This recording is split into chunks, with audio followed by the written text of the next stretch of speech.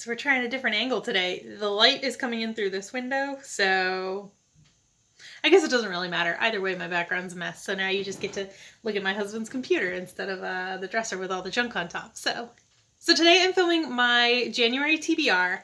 I posted a goals video, like my reading goals for 2020. One of those goals in that video was that I'm going to try to keep my TBRs very small so that I leave room for mood reading.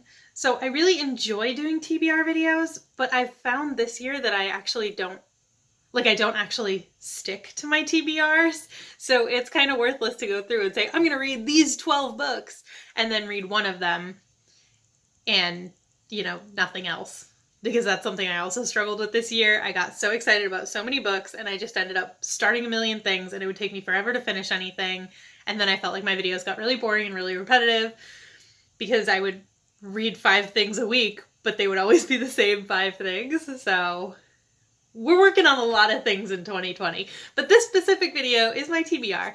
So in case you're wondering why there's so few books on it, please refer to my 2020 reading goals video. Like I said in that video, my TBR is going to be, it might vary a little bit from month to month, but for the most part, I'm going to try to keep it to 3 books and then 1 pick from my TBR jar, which I have over there, because I do still like the idea of having a TBR jar, but I also might revamp that, but that's not a priority right now. So the first book on my January 2020 TBR is Notes from a Small Island by Bill Bryson. So this book is going to fulfill another one of my 2020 goals, which is actually reading for the 100 book bucket list challenge, which I made an introduction video for this year. And it's like one of my most highly viewed videos on my channel.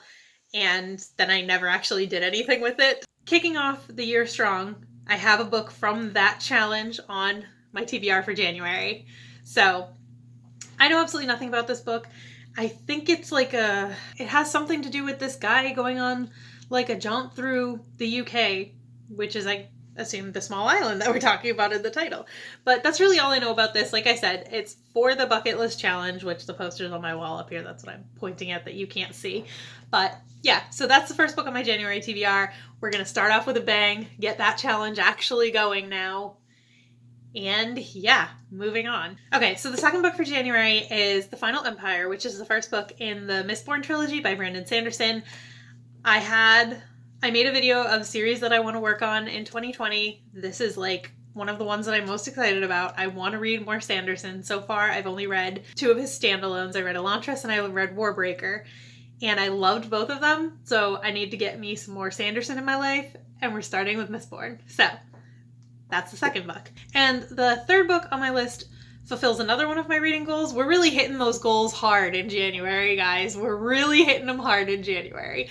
Hopefully we can keep up that momentum. This book is for my goal of reading 1 nonfiction a month, and that is A Year of Less by, I believe it's Kate Flanders. And it's just a book written by a woman who, I don't know if she didn't buy anything. I think she went on a no spend year, and then she also became a minimalist, so she gave away 90% of what she owns. I just totally made up that percentage. I don't know if that's actually accurate, but she gave away a lot of her belongings and she didn't buy anything new. And I'm very interested in minimalism.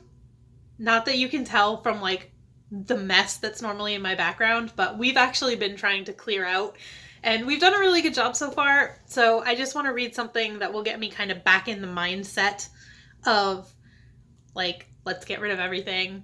We don't need all this junk in our house, cluttering up our lives and making things stressful and heightening anxiety and all that.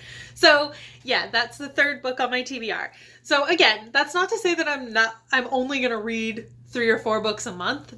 That's just to put less stress on myself and give myself more of a chance to just pick up whatever I want to read next. So those are the 3 books that I really want to get to in January, but I'm sure there will be more. Now I'm just going to do my jar.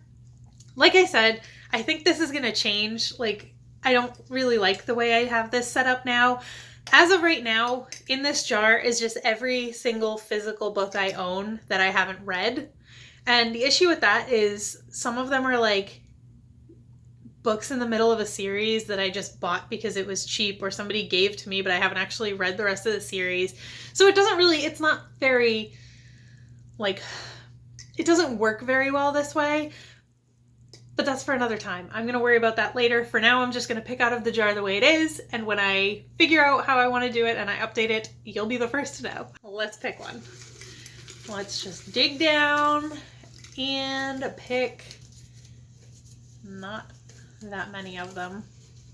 Let's pick, oh, that's 2. Okay, we're going to go with this one. Okay, and that ends All Through the Night by Mary Higgins Clark. The good thing about this is it's very short, and apparently I already read like half of it at one point because there's a bookmark in it. Not that I remember, but yeah, this is a super short book, so this is actually a really nice pick for the first one. Like, I actually have a chance of reading this. It's... oh, and that's all ads, so...